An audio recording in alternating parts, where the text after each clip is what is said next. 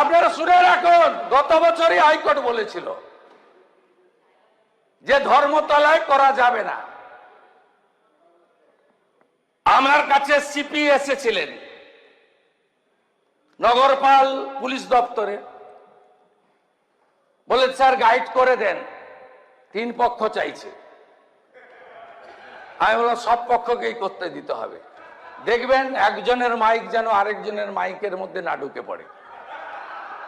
একটু আগে বেলেঘাটার MLA versus chief whip opposition যা হলো, গতকাল তার থেকেও খারাপ হতো। ওই বিড়লা তারামণ্ডলের সামনে দাঁড়িয়ে ওইটুকু জায়গা কত লোক হয়েছে, পুলিশ আমাকে রিপোর্ট দিয়েছে। না 2500 একটু বেশি হবে।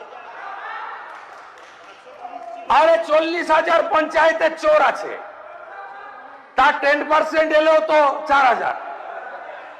4000 চোর কাউন্সিলর আছে, তার 10% এলেও তো 400।